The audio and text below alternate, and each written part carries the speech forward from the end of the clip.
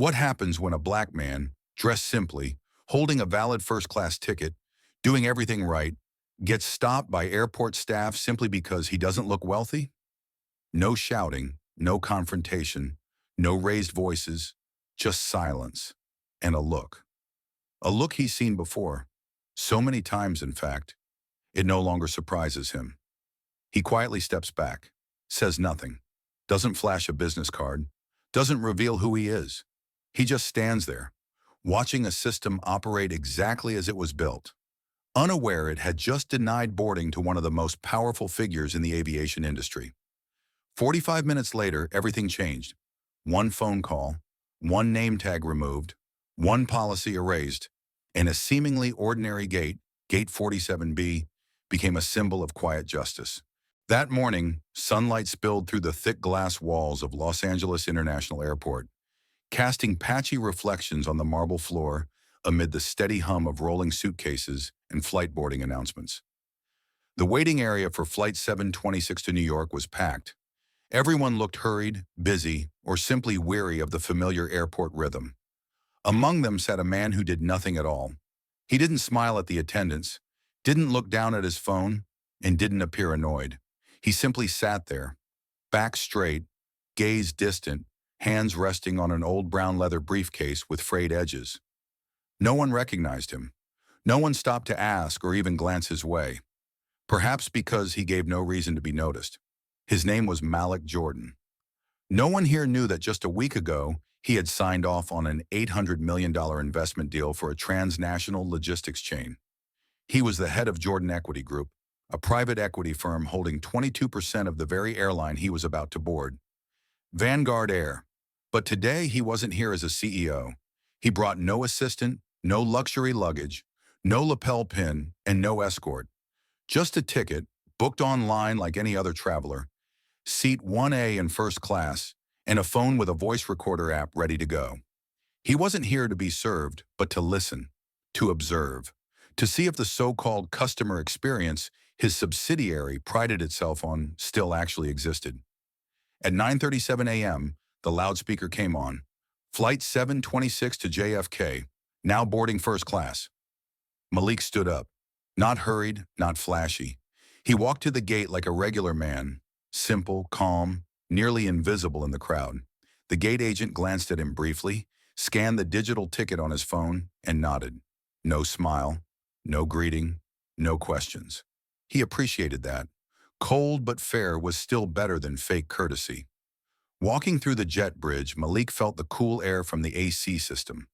Inside the aircraft, everything was ready. There weren't many passengers yet, and the flight attendants moved fluidly between rows. A woman, red hair and soft curls, mid-40s, heavily made up, crisp uniform, stood at the first-class cabin. Her name tag clearly read, Carla Voss. When Malik stepped in, she didn't look up. Only when he placed his briefcase down and sat in seat 1A did she notice. "Sir," she spoke, her tone sharp, more accustomed to giving orders than serving. "This area is reserved for first-class passengers." Malik nodded politely. "Yes, seat 1A. That's mine." Carla stepped closer. Her eyes slid over his navy hoodie, plain jeans, and worn sneakers, like she was inspecting something that didn't belong in such a luxurious space. "I need to see your boarding pass." Her voice now carried a distinct edge of suspicion. Malik didn't protest. He unlocked his phone and showed the e-ticket, clearly displaying Flight 726, Seat 1A, First Class, paid. Carla glanced at the screen for a second, then tapped her tablet. "There must be a mistake," she said louder this time. A few other first-class passengers began to look over. "Are you sure you're not confused? Maybe 21A or 31A? The sentence sounded like a suggestion, but carried a clear assumption. A man dressed like that couldn't possibly belong here. "I booked this seat 3 weeks ago," Malik replied calmly, "on Vanguard Air's official website." Carla tilted her head, lips tight. "Let me see your ID." He opened his briefcase and pulled out his documents, a driver's license and a metal Platinum Elite card from Vanguard Air, bearing a special membership number. She picked them up, glanced at them, then set them down like they were cheap forgeries. "People can buy these online easily these days," she muttered. "Proves nothing." A younger flight attendant peeked out from the galley. "Everything okay?" Carla answered loudly, not lowering her voice at all. "This passenger thinks he's in first class, but the system doesn't confirm it." Things started to shift. A man in seat 1C chuckled under his breath without looking at Malik. "Come on, buddy. You've got the wrong seat. Go back to yours. Make it easy." Malik said nothing. He reopened his ticketing app and placed the phone screen down on the tray table. All the details were right there, but no one checked. Carla returned to the cabin and spoke into her walkie-talkie in a flat tone. "We have a non-compliant passenger refusing to move." The word refusing wasn't just descriptive. It was accusatory. Malik remained seated, silent but unbowed. A few passengers began recording. A woman in seat 2D leaned toward her husband and whispered, "I think he's filming it." The atmosphere inside the cabin shifted. Tense, but not because of the passenger, because people were beginning to realize this was more than a simple seat mistake. Carla came back, this time with a tall man in a pilot's uniform, gold epaulets on his shoulders. Captain Grant Wexler. He approached with a face that radiated only impatience. "Are you the one in seat 1A?" he asked, his voice low, but with no interest in an explanation. Malik nodded. "I've provided all my documents, ID, and ticket. I'm not the one delaying the flight." The captain didn't bother to verify. "Then please cooperate. If not, security will handle it." He turned and walked back to the cockpit. No concern for what was real. Malik exhaled, not in shock, not in anger, but in understanding. This incident didn't start with a boarding pass, nor with a seat. It started with a look, with the way one person sees another and automatically assumes, "You don't belong here." He opened the camera app on his phone, pressed record. His voice was calm. "This is Flight 726 from LAX to JFK. My name is Malik Jordan.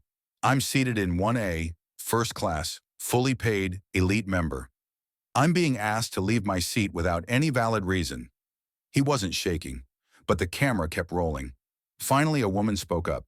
"Why not double-check the system? He showed everything." Carla spun around. "Ma'am, please don't interfere." But it was too late. The crowd had started to see, and for the first time they didn't look away. Outside, the departure board blinked red. Final call, gate 47B. Inside, seat 1A still held the man who had paid to sit there, and the airplane, seemingly ready for takeoff, was about to make history, not because of where it was going, but because of who was being told they couldn't go. The phone in Malik's hand was still recording. His gaze was steady, without hostility, without pleading, only a silence so dense it nearly suffocated the space around him. In a world that operates at high speed, this man had chosen stillness. But stillness did not mean weakness.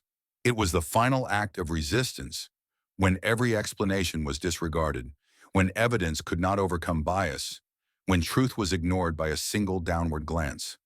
Carla stood there, still holding her tablet like a badge of authority, but she didn't type anything more. She didn't recheck the system. She didn't open Malik's e-ticket displayed right in front of her.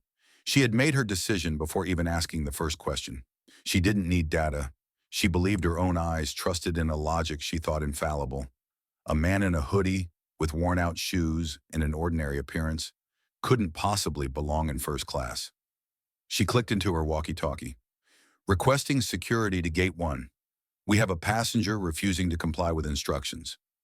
Each word was precise and cold. No one in the cabin thought this was just a minor mistake anymore. A few passengers began to whisper. Phones started rising. Some filmed from the side. Others zoomed in on Malik's face. The once indifferent stares now carried something else. Suspicion. Not of him, but of how things were being handled. A woman in seat 3A, likely in her 30s, pulled out her phone and went live on TikTok. The caption was brief: "Black man being kicked out of first class despite full documentation." Comments began pouring in, faster than the footsteps echoing from the hallway leading to the plane. Two security agents arrived. One was a tall, composed brown-skinned man named Glenn Rivera. The other, a petite Asian woman with tense eyes, Lisa Chen. Both wore airport uniforms with federal security badges. "Sir," Glenn began, his voice calm but not condescending, We've been informed of a seating dispute. May we review your documents? Malik didn't hesitate. He handed over everything. E-ticket, Platinum Elite membership card, and ID. Glenn examined each item carefully. Lisa tapped into the system on her tablet. A long, compressed silence followed. Glenn looked up, glanced at Carla, then turned to Malik. All the information checks out. First-class ticket, fully paid, valid membership. The system confirms this seat is his. He spoke each word slowly and clearly enough for everyone nearby to hear. Carla didn't turn to face Glenn. Some people know how to exploit the system, she said as if issuing a final verdict, not a response. Lisa turned her head, frowning slightly. Someone in row 3A let out a laugh, not out of amusement, but disbelief. A man's voice from further back rang out, not loudly, but with clarity. Did she seriously just say that? Malik still said nothing. His silence had become the focus, not because he couldn't speak, but because he knew.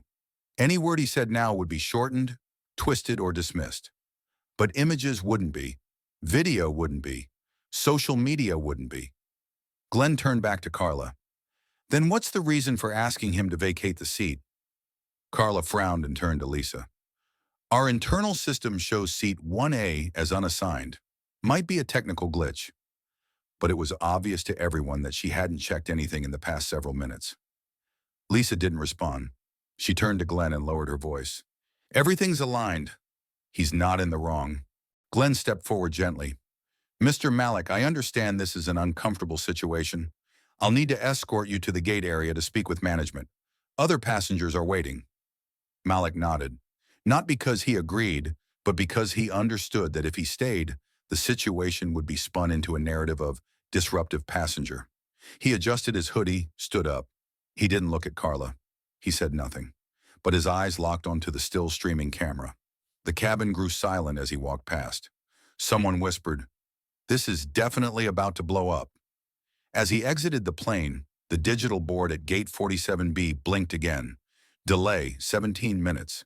But that wasn't what had airport staff sweating. It was the growing number of people gathering around the windows. Some were live streaming. Some were Googling Malik Jordan's name. Some were asking, why are they removing someone who clearly showed everything?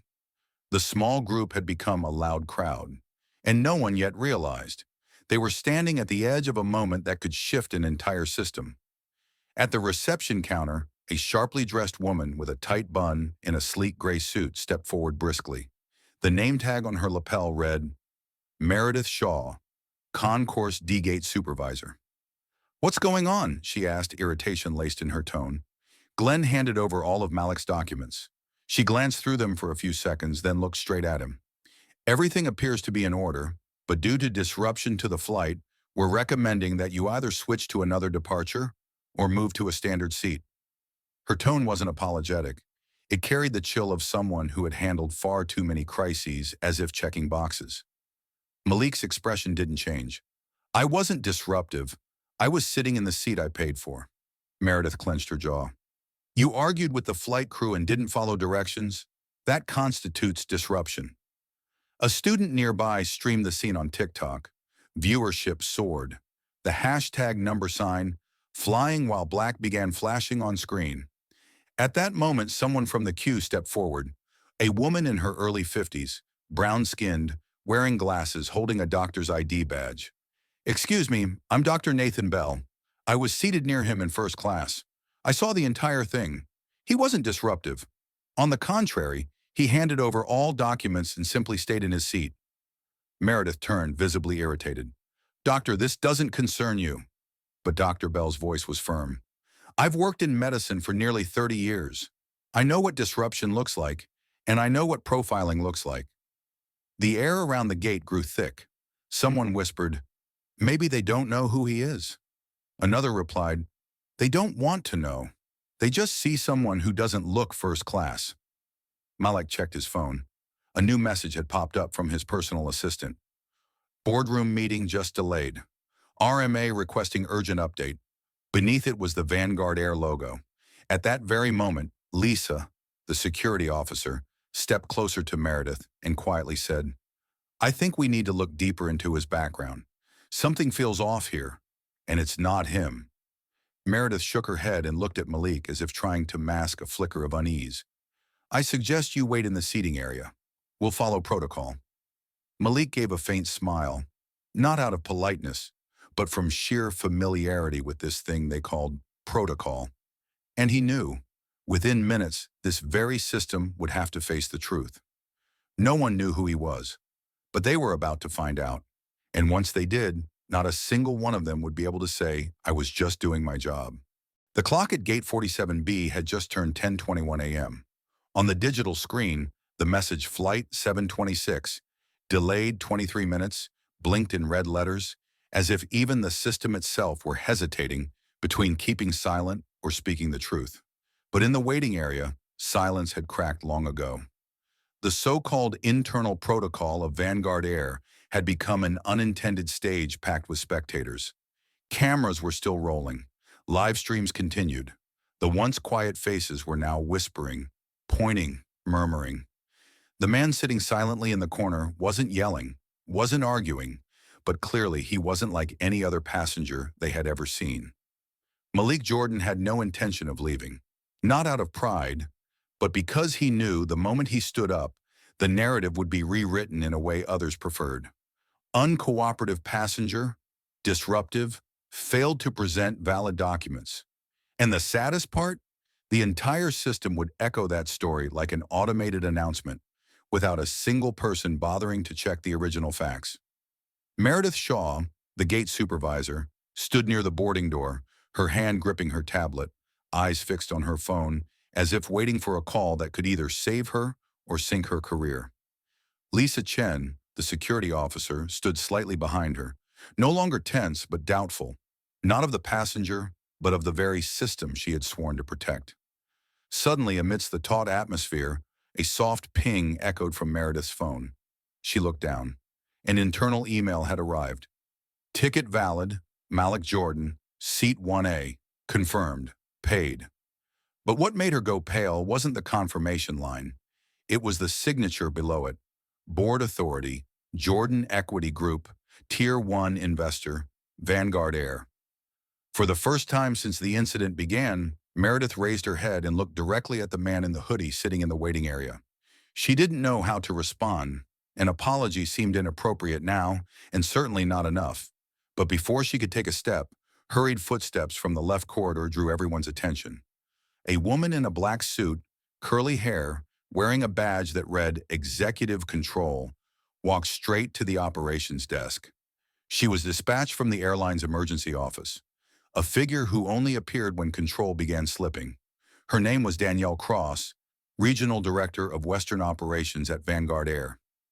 Danielle didn't make small talk. She looked at Meredith and said firmly, "What's the situation?" Meredith awkwardly handed over Malik's document packet, but Danielle didn't need to look. She had received the full report 5 minutes earlier. She approached Malik, stood tall, dropped her shoulders and said, "Sir, we apologize for the inconvenience.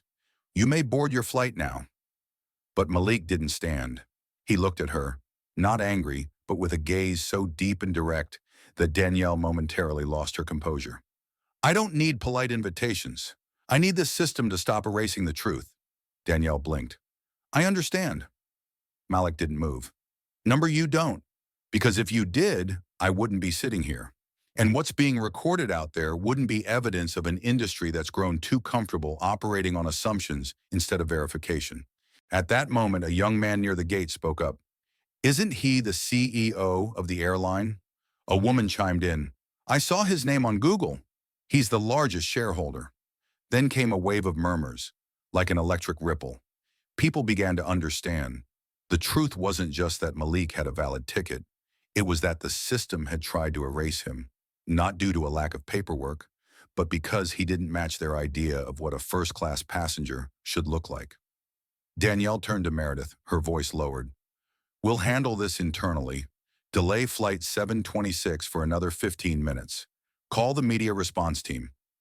Malik looked around, at the faces that once questioned him, now filled with gratitude, admiration, and shame. He exhaled slowly, then stood up. But instead of returning to the plane, he walked straight to the information counter.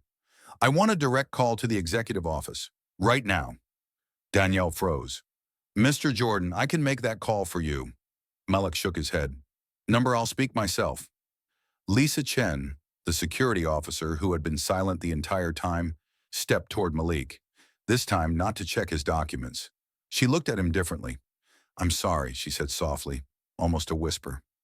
Malik didn't nod, didn't say thank you. He simply replied, remember how this feels, because I'm not the only one it's ever happened to. At the internal phone desk, the staff connected the line. On the other end, a female voice answered, Office of the CEO. This is Senior Assistant Naomi Pierce. Who's calling? Malik spoke slowly, but clearly. Malik Jordan. I'm at LAX, Gate 47B. Something serious just happened. A beat of silence. Sir, I'll transfer you immediately. 3 seconds later, a sharp voice came on the line. Malik? What happened? Malik didn't need many words. I was just asked to leave my first-class seat on a flight operated by the very airline my firm controls, despite presenting full documents, ID, and elite membership. It's being live-streamed on TikTok, Instagram, and Twitter. The stock has dropped 1.3% in the last 45 minutes. Silence. Then a heavy exhale, like someone trying to hold themselves together. I'll handle it, immediately. Malik responded, No, I'll handle it. And he hung up. Not out of anger, but because this was no longer a minor incident. This was the system's biggest test, and this time, no one could look away. A white-haired woman sitting nearby said softly, he didn't shout, didn't demand anything, just wanted the truth, and still got kicked off. A man nodded. Because he wasn't wearing a suit. Another voice added, it's not because he was silent. It's because they thought silence made him easy to ignore. Malik turned back to face the space, now more crowded than any gate in the airport. He stood there, not gloating, not smiling in triumph. But everyone knew the order had just been flipped, and nothing could go back to the way it was. Gate 47B was no longer just a boarding point. It had become a phenomenon.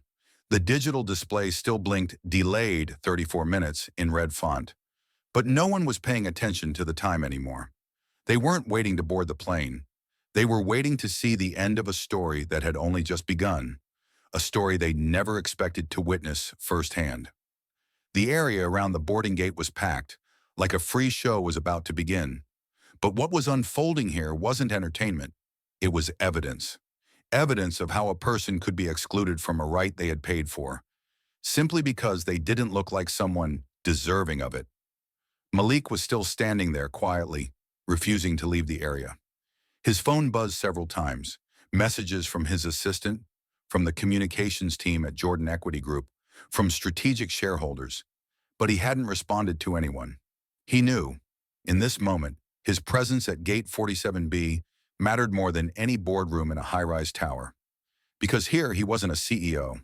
He was a mirror reflecting millions who had been overlooked, mislabeled, told to step aside without being asked why. Danielle Cross, the regional operations director, was standing at the intersection of two pressures, a wave of escalating calls from higher-ups and a crowd that wouldn't stop live streaming. She knew there was no way to contain the growing fire rippling through the airport except to listen. But listening had never been part of the training manual for the system she represented. She turned to Malik. Mr. Jordan, if you allow, we can escort you back onto the plane immediately. Everything is ready. Malik looked her in the eye. I never left the plane for a valid reason. I was removed from my seat because of an assumption. I don't need to be escorted anywhere. Danielle took a deep breath. I understand. I'm truly sorry. Malik shook his head. You don't need to apologize for the system. You need to change it. The atmosphere at Gate 47B was so dense it felt like a single misstep, a wrong look, could collapse everything. And then it happened.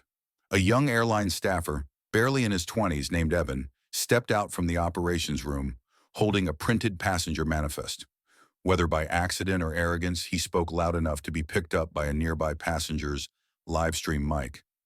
That guy probably thinks he owns the place. A beat of silence. Then murmurs rolled through the crowd like crashing waves. A woman nearby said aloud, Did he just call him that guy? A black man holding a Samsonite suitcase stood up. I've been a platinum member of Vanguard Air for 10 years. Never seen an employee talk about a customer like that. Lisa Chen's eyes widened. She walked straight to Evan. What did you just say? Evan stammered. I didn't mean it like that.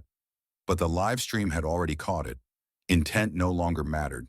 A middle-aged man in a suit, who had earlier watched Malik in silence, stepped forward and spoke for the first time. We all saw him show his documents. Then he got kicked out like some criminal. There's nothing to misunderstand here. His words lit a match in dry grass. A group of passengers turned to the service counter, demanding answers, asking for supervisors. Meredith Shaw, now visibly pale, had nothing left to say. At the center of it all, Malik was still standing. But this time he wasn't alone. The eyes that once glanced past him were now fixed on him. Not because he was a CEO, but because they had seen, they had heard, and now they couldn't pretend not to know. A young female student stepped out from the crowd, walking up to Malik with trembling hands holding her phone. Sir, can I shake your hand? She asked, barely audible. Malik nodded and extended his hand. She took it, eyes glossy. I was once removed from a flight for wearing sweatpants and traveling alone. They didn't believe I was a college student. I never thought I'd see someone like you. Malik placed a hand on her shoulder and quietly replied, You won't have to stay silent anymore. Then Danielle Cross's phone rang. She answered, nodded silently, her expression changing by the second. After a few moments, she hung up, walked over to Malik, her voice steady but trembling slightly. Mr. Jordan, Vanguard Air's CEO, Miss Naomi Pierce, will call this gate directly in 2 minutes. She wants to speak with you. Over the PA dot. Malik nodded, unsurprised. I'll wait. Danielle turned to Meredith, her voice lower. Get the system ready. Patch the call to the gate speakers. At that moment, over 50 passengers stood clustered around Gate 47B. More than 12 live streams were broadcasting simultaneously. Hashtags like #Gate 47B, #Flying While Black, and #This is Vanguard began trending. A local Los Angeles news station started reporting live. Vanguard's internal communications office was overwhelmed with notifications. The PA system emitted a long tone. Then a firm female voice echoed, This is Naomi Pierce, Chief Executive Officer of Vanguard Air. Is Mr. Malik Jordan present at Gate 47B? Malik stepped forward, his voice clear and unwavering. I'm here. Naomi paused for a few seconds. Perhaps she was trying to process how things had escalated so quickly. Then she said, I apologize. On behalf of the entire airline, I offer you our formal and sincere apology. Malik cut her off. I didn't come here for an apology. I came to see how the system I helped build behaves when no one's watching. And now I have my answer. The line went silent, then reopened. Naomi's voice came through again, slower this time. I'm willing to listen to your recommendations. Malik responded briefly. Then get ready. I'm not asking for a promise. I'll be asking for a plan, and you're going to sign it. A soft gasp came from one of the passengers. Someone else clapped, just once. But then another followed, and another. Not loud, just a ripple of affirmation. It's time someone not only spoke, but acted. And Gate 47B, from a minor technical checkpoint, had become a symbol of what thousands had lived through, but never dared to speak aloud. Now there was no need to shout.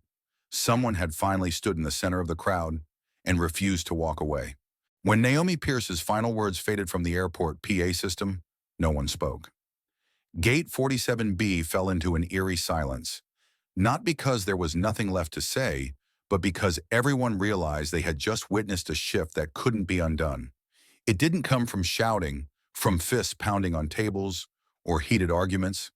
It came from the unnerving calm of a man who didn't have to raise his voice to be heard, because now the entire system was being forced to listen. Malik Jordan remained exactly where he was. He didn't move. He didn't bow his head.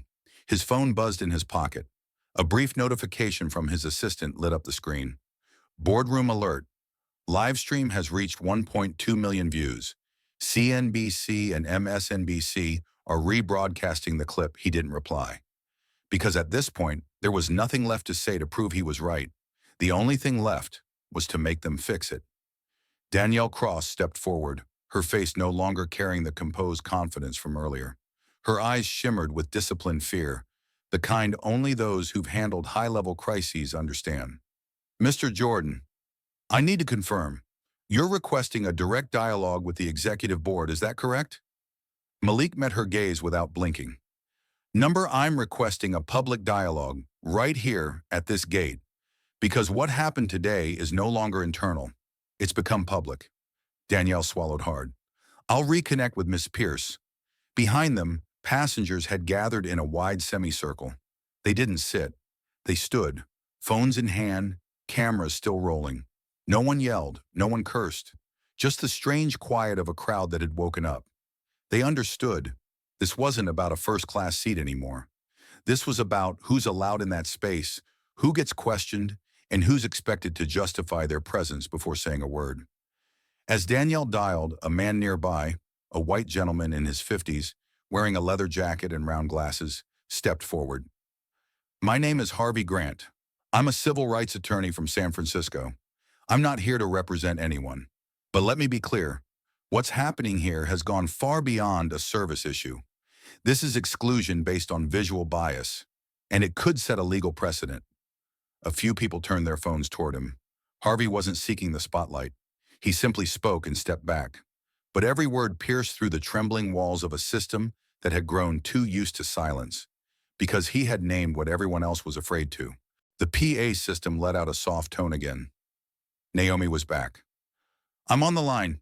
Gate 47B? Danielle stepped aside and handed the microphone to Malik. He stepped up without needing notes. I am requesting an independent investigation into the incident that occurred today, with full authority to publish the report.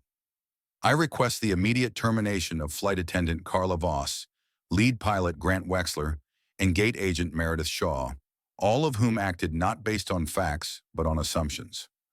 I demand the airline issue an official public statement within 48 hours regarding this matter. Naomi went quiet. The sound of typing could be heard on her end, likely transcribing every word. Malik continued, if those requests are not met, I will convene all shareholders within 72 hours for an emergency meeting under Section 16.3 of the Equity Agreement to formally review operational control. I will not use my role as CEO to give orders. I will use my position as investor to call for a total restructuring of the service leadership. A collective gasp spread through the crowd, not out of fear, but because they had just witnessed a man shift from victim to architect of an entirely new playing field without ever leaving his seat. Naomi finally spoke again, her voice lower than before. I will brief the board and get back to you within 30 minutes. Malik nodded. I'll be here. And as he turned away, his phone buzzed once more. A CNBC notification. Breaking, Vanguard Air faces shareholder crisis amid discrimination incident. Lisa Chen stood nearby, frozen. Then she stepped forward, eyes misty.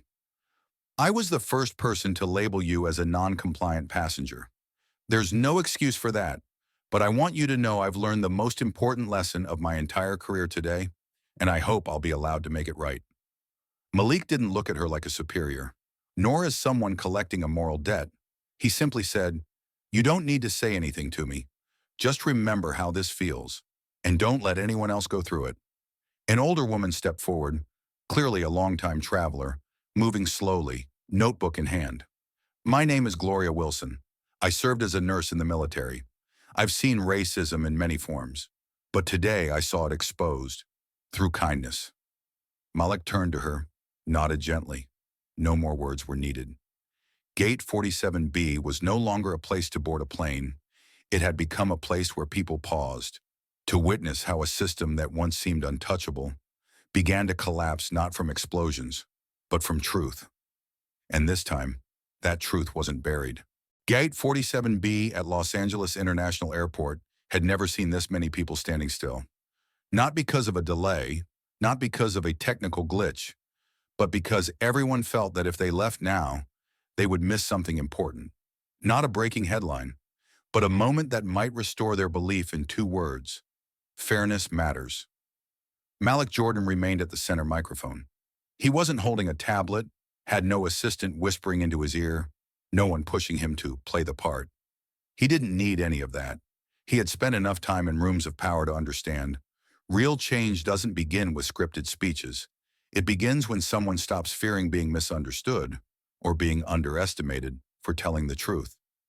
The young student, the one who had asked to shake Malik's hand earlier, stood in the front row, phone still recording the scene. Behind her, dozens of other devices, from iPhone 11s to compact livestream cameras, were still rolling. But this time, it wasn't just about filming. Some had opened their browsers. The name Malik Jordan began showing up in Google search bars. The first result was a photo of him standing among three white men in suits beneath the Jordan Equity Group logo. That image looked nothing like the man in the hoodie standing in front of them now. But when they looked again, the eyes, the presence, the quiet authority, it was unmistakably him. And then, it happened. A middle-aged woman with short hair and a navy blue blouse, perhaps a nurse or a teacher, suddenly gasped aloud, "Oh my God! He's the one who spoke at the National Economic Forum 2 years ago." Someone else chimed in, "No way! I saw him debate the Evercross Capital CEO on CNBC. How did no one recognize him before?" Another voice followed, this time in disbelief. "Doesn't he fly private? Why would he be flying commercial like a regular person?" Malik heard it all. He didn't ask for confirmation. He didn't nod. He simply stepped toward the service desk beside the gate. Meredith Shaw, the same gate agent who had coldly ordered him out of his seat, stood there, her hands visibly trembling as he approached. In his hand was a small item, a thin titanium-plated box engraved with a torch encircled by a ring. He placed it on the counter, opened it, and pulled out a business card. He laid it flat on the desk, not handing it over, not introducing himself. The card was thick, matte white, and embossed in silver. Malik Jordan, Chairman and Chief Executive Officer, Jordan Equity Group, major stakeholder, Vanguard Air. Meredith stared at the words. She stepped back half a pace. No one said a word. No one dared touch the card. Danielle Cross, the regional director, returned from an emergency call just in time to witness Malik close the card box. "Mr. Jordan," she murmured, as though all the puzzle pieces in her mind had just collapsed into place with ruthless clarity. Malik turned to her. "Now, do you understand why I never needed anyone's permission to sit in seat 1A? Danielle nodded faintly, but it was clear her system had short-circuited. The crowd behind them began to buzz like an approaching storm, but no one was angry. What they felt, beyond the shock, was something harder to name: collective shame.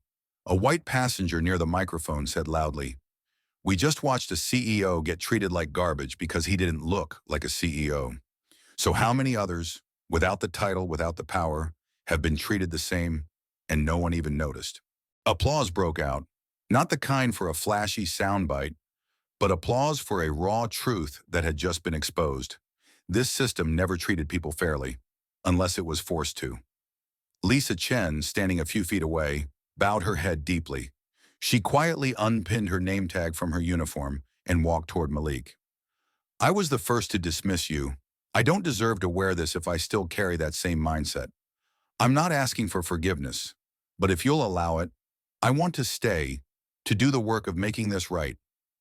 Malik looked at her, not with the gaze of someone above, but with the look of someone who had once been overlooked. "If you're brave enough to face your mistake, then I don't need you to leave. I need you to stay, so no one else has to stand alone again." Just then, Danielle's phone rang. She answered, listened briefly, and her eyes widened. She looked at Malik. "Mr. Jordan, CEO Naomi Pierce is requesting to open a live board meeting with you. Right now, everyone is present." Malik nodded. "Good. Put it on speaker. I don't do things behind curtains anymore." Danielle pulled a laptop from the desk and connected to the internal network. The screen displayed the board grid, 9 tiles, each one a face of corporate leadership: the executive chairman, strategy director, HR chief, operations head, and in the center, Naomi Pierce, her expression strained, as if a mask she had worn her whole career had just been peeled away. "Malik," she began, we're all watching. We, Need you to state what you want. Malik didn't need to prepare. He stepped forward, adjusted the microphone. I want us to acknowledge that this didn't start with seat 1A. It started with the very first look your employee gave me. No one here knew who I was, but every one of them assumed I couldn't be someone important. I was judged by my sneakers, my hoodie, my skin color, not by data, credentials, or my humanity. And that is why I'm making 5 immediate demands as a senior shareholder. 1. Immediate termination of the 3 individuals directly involved: Carla Voss, Grant Wexler, and Meredith Shaw, for overt bias and acting without verification. 2. Mandatory unconscious bias training for all frontline employees, completed within 30 days. 3. Establishment of an anonymous reporting system for both passengers and staff, so incidents like this aren't buried. 4. Allocation of $500,000 for a cultural rebuilding initiative, monitored by an independent body. And 5. Tie 20% of executive bonuses to measurable equity and service benchmarks, publicly reported each quarter.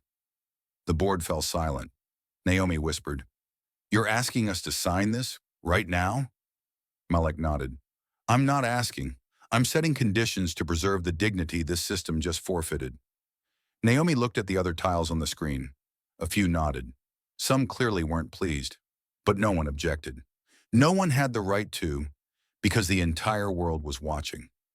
Malik stepped back. He didn't say another word, because he knew there was no need for slogans, no need for dramatic declarations.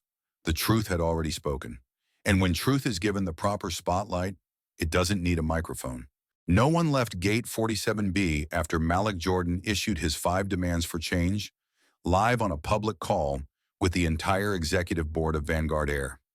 Every passenger who had witnessed him being forced from his seat still stood in place, as if what they had just seen wasn't just a brilliant reversal of power, but a cultural shockwave, a reset in awareness that everyone had to face, no matter how safe they once felt inside the system.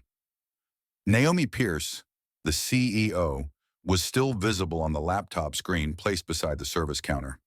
She said nothing more. Her eyes remained fixed on the camera, but her control had vanished. Several other board members had begun looking away from their webcams, awkwardly glancing down at documents. Malik didn't need to look to know what was happening. In 14 years as a strategic stakeholder across multiple airline corporations, he was all too familiar with this silence.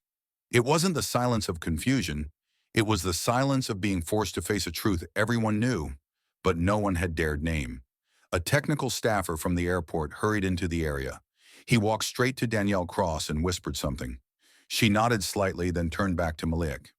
"Mr. Jordan, the office of the chairman of Altima Holdings, the firm that owns 41% of Vanguard Air, just reached out. They would like to speak with you directly." Malik didn't flinch. He nodded without asking why. "Put them through." Danielle gave the signal. The technician moved quickly. And then, after 15 seconds, a low male voice came through, slow, with a distinctly Northeastern American tone. "Mr. Malik Jordan, this is Warren Callahan, chairman of Altima Holdings. I believe we have a situation requiring immediate resolution." Malik responded calmly, "This situation didn't arise overnight, Mr. Callahan. It's the result of a system that values image over people, power over justice." Warren inhaled, trying to remain professional. "I'm not denying any of it. What concerns me is how effectively you're managing it, and how it's currently shaking the core of our financial infrastructure." Malik gave a quiet smile. "Efficiency has always been my priority. Shockwaves only happen when others fail to do their jobs." Warren paused. The crowd around them seemed to hold its breath. This wasn't just a conversation. They were listening to 2 worlds, old and new, colliding in real time. Warren continued, "I just met with Altima's founding partners.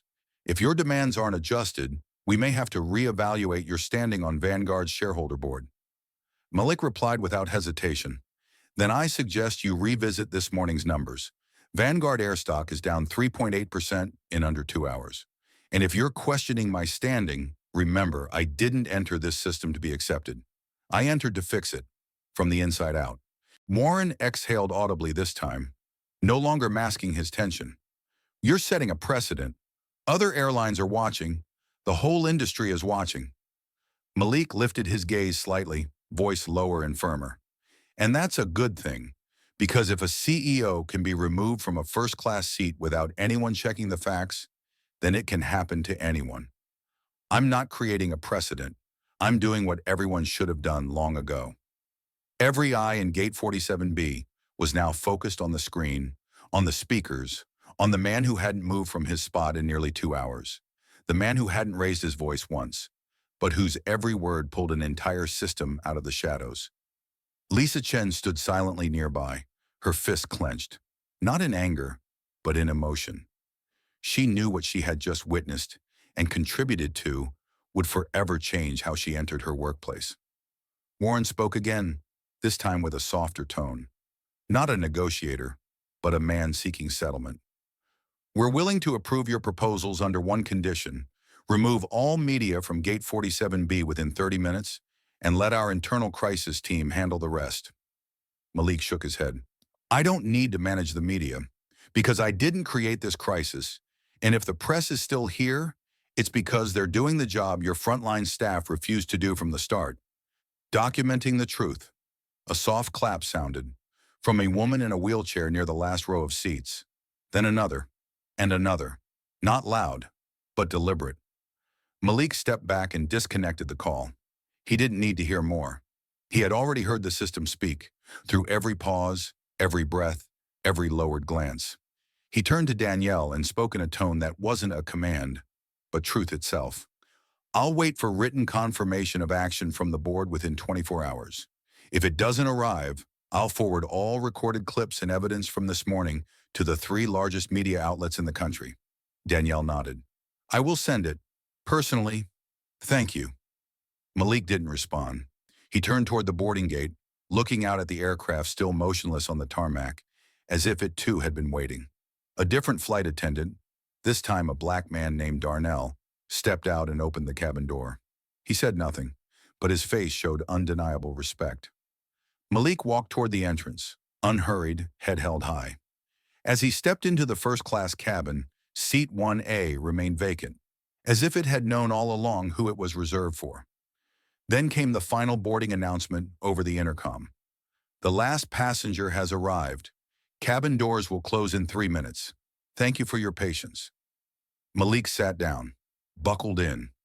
On the small tray table in front of him, a previous passenger had left a folded note, handwritten, containing just one line. We saw what you did. Thank you for not staying silent. The plane had left the gate, but what happened at Gate 47B wasn't over. Not because the live stream was still running or the post hadn't stopped spreading, but because the most important things, the real changes, don't happen while people are filming. They happen after, when the spotlight fades and those who remain are the ones who decide the future of a system. On Flight 726 from LAX to JFK, Malik Jordan sat silently in seat 1A. But this time, no one looked at him with suspicion. The same people who had secretly snapped photos of him at the gate now had their phones out, not to record but to take notes. Some flipped open notebooks, others tweeted, and while they did that, Malik was writing an email, not to the press, not to clarify what happened, but to send a written ultimatum to the executive board of Vanguard Air. Subject of the email: Executive Conditions for Reform, Vanguard Air, 24-hour implementation window. Attachment: 5 demands, binding action sheet.pdf. Each line in the demand sheet was brief, allowing no room for interpretation, because truth doesn't need embellishment when it's already been proven by reality. Malik knew this. If everything he just did ended as an emotional live stream, he would become a meme, a viral moment, and be forgotten like so many scandals before. But if he turned it into action, with deadlines and legal consequences, then this was no longer a viral clip. This was structural reform. First, termination with cause, no reassignments. The first demand in the document: immediate termination with cause. Carla Voss, lead flight attendant; Grant Wexler, flight captain; Meredith Shaw, gate supervisor. No transfers, no reassignments, no severance packages. Malik knew they would react strongly to this. But he didn't write it to negotiate. He wrote it to end a toxic culture that had lasted too long, the culture of relocating wrongdoers instead of removing them from the system. He had seen it too many times. Flight attendants accused of racism, reassigned to domestic routes. Managers who insulted passengers, retrained at the administrative office. No one was fired, just hidden. But today at Gate 47B, Malik had exposed everything in front of passengers. And a system that once had places to hide had none left. Beneath the termination clause, he attached screenshots from the livestream. Carla brushing off the customer's hand without checking the ticket. Grant stepping out without verifying ID but still declaring, "You don't belong in this seat." Meredith labeling it a disruptive situation, even though Malik had not said a word. All facts, no emotion, no accusations, just truth, enough to sign an HR termination order. 2. Mandatory anti-bias training, 8 hours minimum, within 30 days. The second demand, mandatory anti-bias and inclusion training, all customer-facing staff, 8 hours minimum, certified implementation within 30 days. Malik clearly noted, program cannot be designed by internal HR. It must be contracted to an independent firm. Final exam required, completion roster with names must be submitted. Because he understood, without oversight, the program would become just another 1.5x speed e-learning video that staff would click complete on.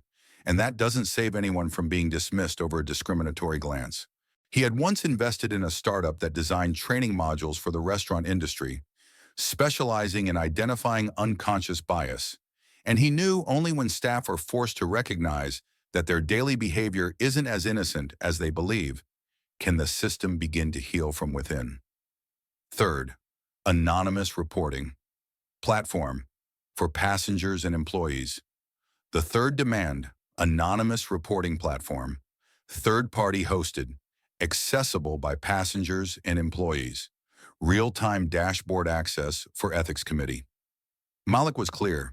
The platform must be developed and hosted by a third party, not within Vanguard Air.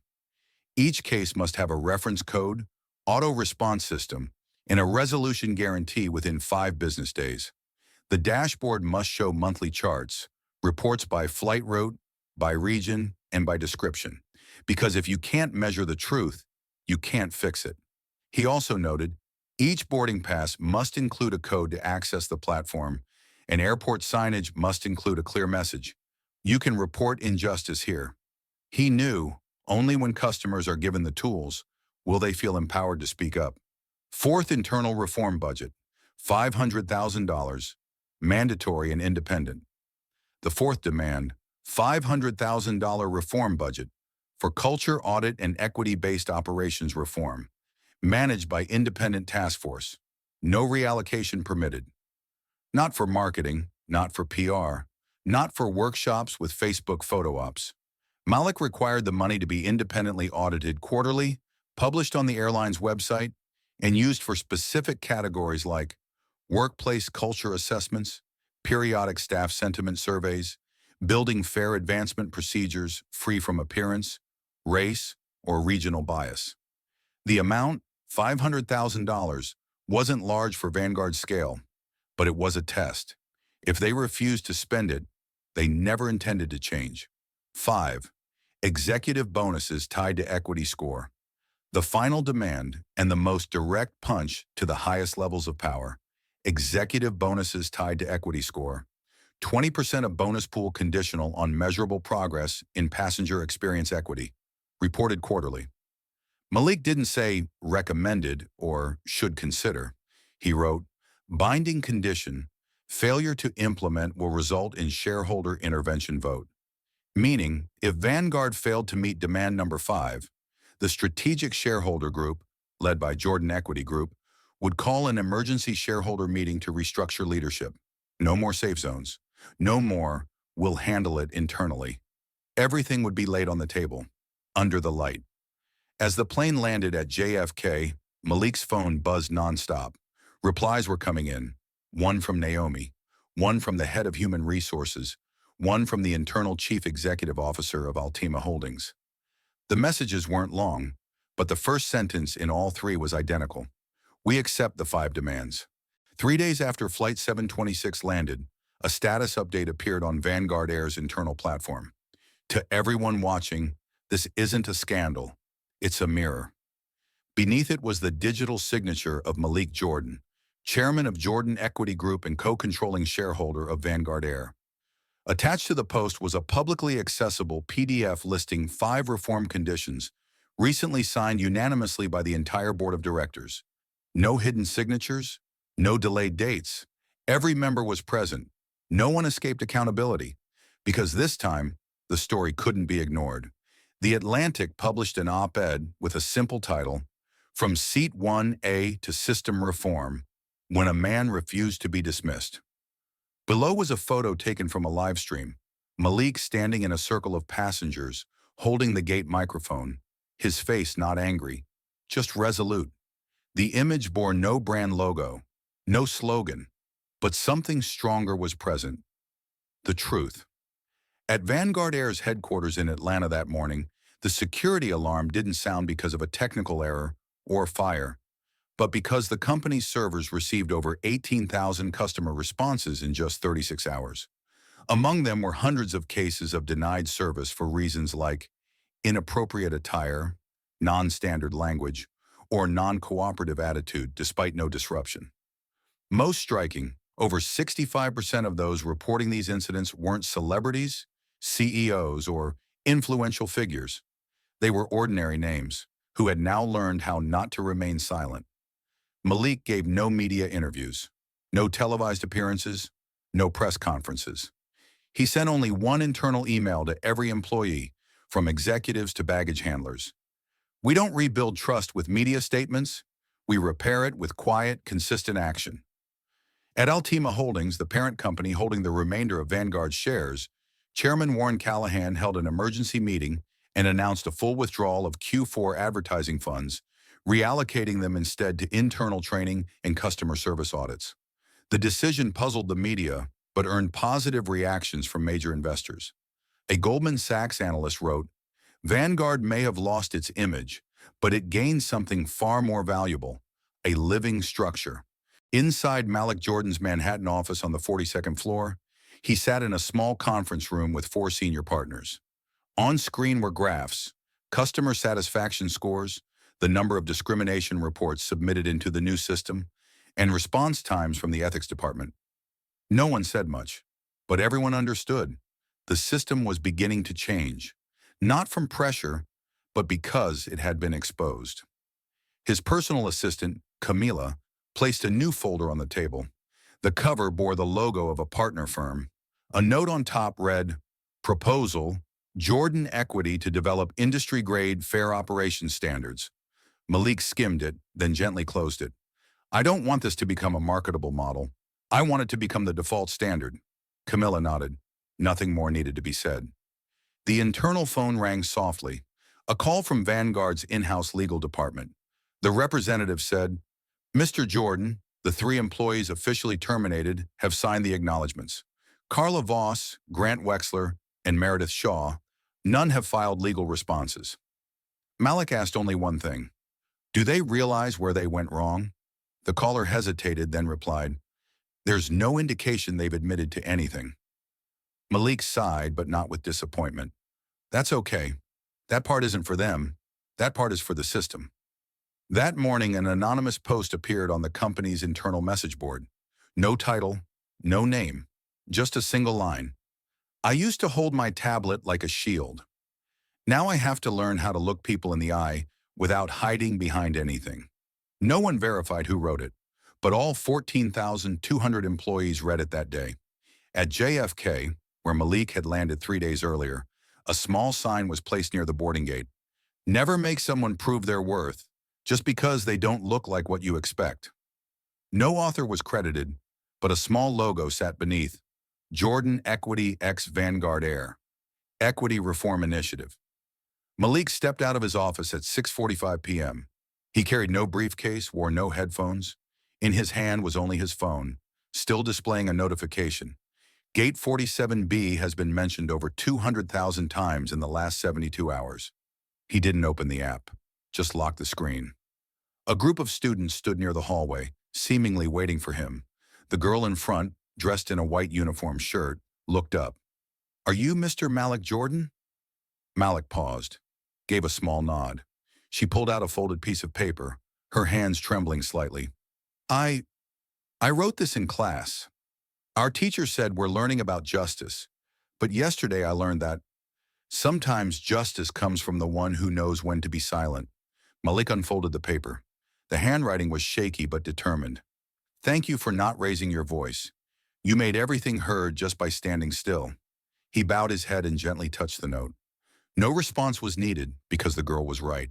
There was no opening jingle, no dramatic drum roll, just a simple setting, a long table inside the conference room on the 41st floor of Vanguard Air headquarters in Atlanta, Georgia. Outside, a light early season rain fell. Inside, the most powerful people in the aviation industry sat in silence. On the main screen, a title too clear to ignore. The Final Resolution on Equity, Phase 1 Implementation Complete. Beneath that line was an image of Seat 1A empty, unoccupied, printed in black and white, like a symbol of both loss and awakening. Malik Jordan wasn't in that room, but everyone knew this meeting existed because of him. Not because of anger, but because of clarity. Not because of virality, but because collective shame had finally turned into systemic action. At the head of the table sat board chairwoman Ellen Monroe, her hand resting on a stamped document titled Code of Respect, Mandatory Guidelines for All Staff.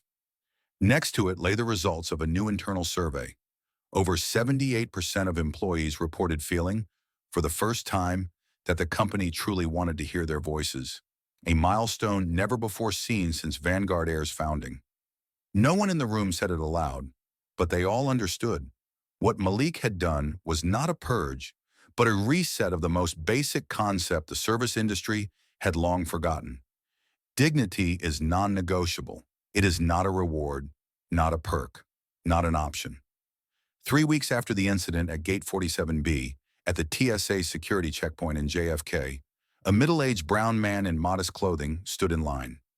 A TSA agent approached, but this time with different eyes now trained to ask, "Excuse me, sir, can I assist you?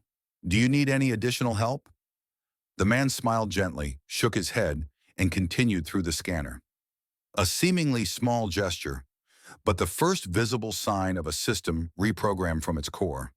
At LAX Airport, a new sign had been installed beside the check-in counters. "You do not need to look important to be treated with importance." Beneath it was the symbol of a crane, recently added to Vanguard's branding as a reminder, everyone deserves to fly like they matter. Malik Jordan returned to his office after weeks of turning down interviews. Camilla, his personal assistant, placed a stack of handwritten letters in front of him. He didn't open them immediately.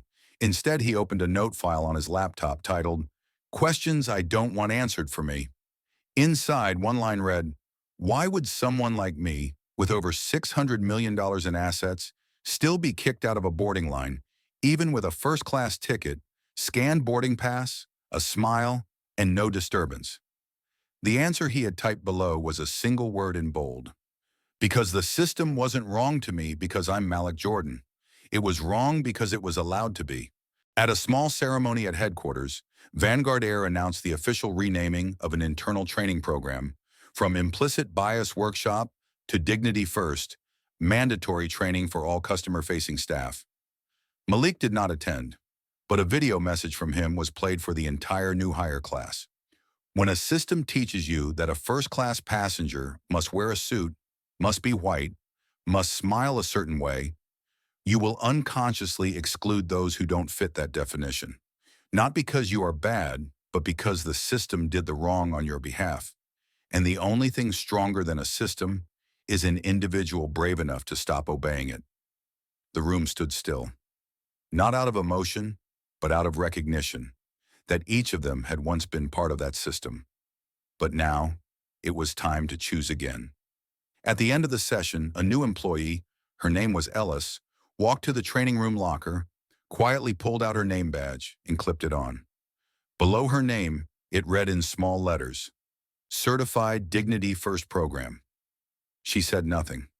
She just walked toward the boarding gate, where a few passengers were already lined up. One of them was an elderly black woman, silver-haired, wearing an old coat. Ellis smiled first and asked, "How can I help you today, ma'am?" The woman looked at her, eyes wide, as if stepping back into another time. Then she whispered, "This is the first time. I've been asked that before I had to prove I deserved it." Malik sat by the window on the 42nd floor. He no longer felt victorious, because this wasn't a contest. This was what should have existed all along. He opened one card from the stack of handwritten letters. It was from an Asian passenger who had been denied boarding the previous year, but whose story had never made the headlines. Her note held one brief sentence. "Thank you for doing what we thought no one had the authority to do. Not because you're a CEO, but because you're the only one who didn't have to shout to be heard." Malik folded the letter and set it down beside him. His gaze drifted out, toward the runway glowing in the sunset. Not because he saw himself above, but because he knew. One day someone in a hoodie, walking alone, quiet by nature, will pass through that gate and will no longer have to explain why they deserve to sit in seat 1A. Not because of who they are, but because they are someone. Part 11, the one who spoke up. No one knew her name at the time. No one captured her face. No video went viral. No headlines were written. But at the very first closed-door reform meeting at Vanguard Air, when every mid-level employee was summoned to listen to the audio recording of the Gate 47B incident, she was the only one who stood up. She wasn't angry. She wasn't aggressive.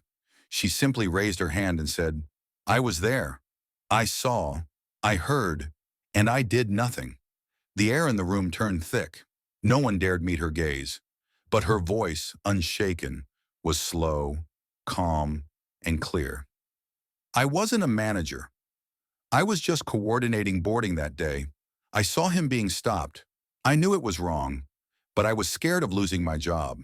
I was scared of being cast out by the team. I was scared they'd call me a troublemaker." Then she paused. But scarier than all that was realizing I was starting to be afraid of myself for staying silent. Her name was Lena Garcia, 27, Mexican-American, a former part-time employee who had only been full-time for 14 months, morning shifts, not prominent, no title, no connections. But the moment she stepped forward and acknowledged her role, not to cast blame, but to take responsibility, the system began to shift from within. No memo required, no posters. It shifted because, for the first time, a witness without power chose not to stay quiet. Malik Jordan heard about her through an internal report from the ethics and culture team. One note stood out. Lena Garcia voluntarily testified in internal review, repeatedly emphasized personal responsibility, no expectation of reward. That made him stop reading. He requested a private meeting. No press, no board, no optics. In a quiet office on the 6th floor of the internal training wing, Malik sat across from Lena. She wore a plain white blouse, hair tied neatly, hands resting on the table. Not defensive, not timid. Malik asked, "Why did you decide to speak up?" Lena looked straight at him, unflinching. "Because if I didn't, I'd still come to work tomorrow with shame in my stomach. I can live with a low paycheck, but I can't live with knowing I saw something wrong and turned away." Malik nodded. "You know this might get you sidelined?" Lena smiled softly. "I've been sidelined my whole life, for having a voice that didn't sound professional, for not being fast enough, for not looking like the image they wanted at the boarding gate. I'm used to it, but this is the first time I want to be seen, for the right reason." Malik didn't respond right away. He simply pulled out a small folder. Inside was a new program proposal. The Voice First, a frontline employee training program led by those who once chose to speak. He slid the folder across to her. "I want you to be the lead instructor for the first session." Lena's eyes widened. "I'm not a hero," Malik answered instantly, "which is exactly why you're the right one." 2 months later, the training room at the Houston branch was packed. For the first time in company history, a former boarding agent stood at the front of the room, teaching the very managers who once dismissed employee concerns. Lena opened her first slide, a blank image, no text, no icons. just a white square. She looked around the room and said, "This is the image the system leaves behind when we don't speak. It's empty, it's cold, and it's everywhere." No one laughed, but no one looked away. A veteran manager in the front row slowly set his pen down. He wasn't taking notes anymore, just listening. Lena didn't lecture. She simply told a story about the day she saw Malik being stopped, about the sidelong glance from her coworker, about the silence after the scanner failed to beep, about herself, the one who whispered, "Maybe it's a tech glitch," while knowing full well the glitch was the person holding the device. After the third session, a young employee approached Lena quietly. He said, "I almost got fired once for standing up for a passenger who was being disrespected. Now I realize I wasn't wrong. I was just ahead of the system by one step." Lena looked at him and said only this, "Then your job now is to stay there until the system catches up." That sentence was later printed on internal bulletin boards across more than 200 branches. Stand where you are. Speak even if your voice shakes. Wait until the system catches up. At the quarterly staff honors ceremony, where everyone expected big-name awardees, the COO stepped onto the stage and announced, "The employee nominated most often by their peers this year holds no official title, no leadership role, no authority." She simply said one true thing, while everyone else stayed quiet, and that changed everything. Her name, Lena Garcia. She stepped up. No evening gown, no long speech. She took the mic and said only one sentence. "Silence can protect you, but your voice protects those who come after you."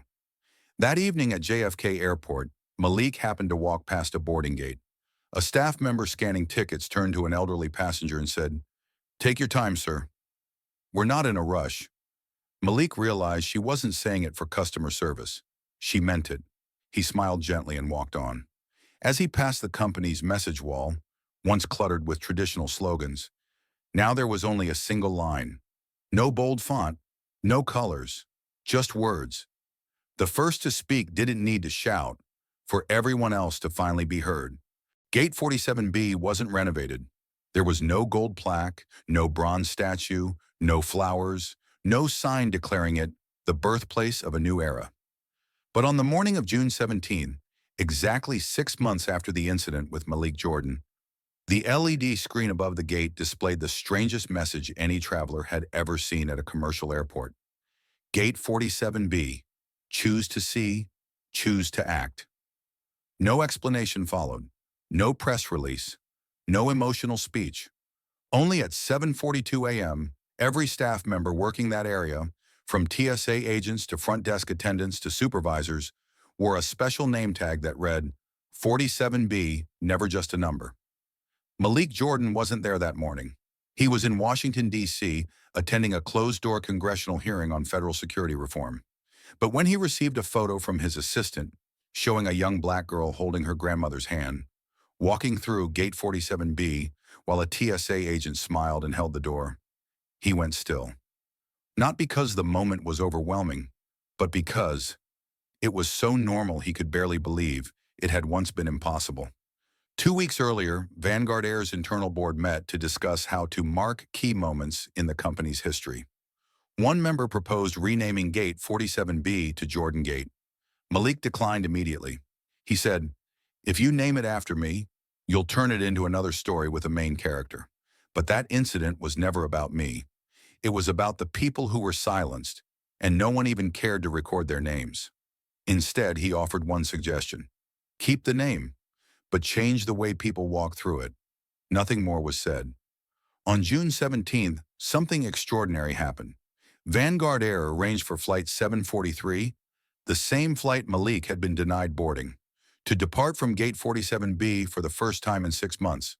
But this time, the passenger list was randomly selected from 6 communities historically discriminated against in aviation: people of color, immigrants, people with disabilities, LGBTQ plus individuals, those of minority faiths, and people previously flagged as high risk solely because of their names. Malik didn't sit in seat 1A this time. He stood at the gate wearing a staff badge like any other employee, handing out water bottles and smiling at each person boarding. A young boy looked up and asked, "Do you work here?" Malik knelt slightly and replied, "I was once kicked out of this spot, but I decided to come back. Why? To make sure you, and the kids after you, will never be treated like I was." That flight was delayed by 4 minutes because an elderly passenger struggled to board. No one complained. No one sighed. A woman even helped carry his bag without being asked, because now every employee at that gate had been trained to believe a minute delayed for kindness is an investment, not a loss. At headquarters, the Voice First training room bore a small brass plaque engraved with the names of the 12 individuals who had spoken up or been spoken for. Lena Garcia was one of them. When asked by reporters why she hadn't written a book or accepted endorsement deals, she just smiled and said, "I don't need a brand. I need a world where regular people are treated like they belong in it." At the airport in Austin, a group of high school interns was being given a tour. Their guide pointed and said, "You all know Gate 47B, right? That's where people realize justice doesn't always start in court. It can start with someone refusing to look away." Months later, a rival airline announced a new initiative called Human First, inspired by Vanguard's reforms. Some scoffed, calling it copycat PR. But Malik told his team, "If one story makes others imitate what's right, let them. As for us, we'll just keep living it." Then on a quiet Friday afternoon, Malik returned to Gate 47B. No announcement, no cameras. He simply sat in the waiting area like any regular traveler. A new staff member who didn't know who he was walked up and asked, "Do you need any assistance, sir?" Malik looked at her. Her gaze, once a tool that denied him, now held only presence and the right question. He replied, "No, thank you. I'm just sitting here, remembering." "Was something special here, sir?" Malik smiled. "Yes. One day, this place turned someone away. And then, this same place decided to never turn anyone away again." Before he left, he glanced up at the gate's nameplate.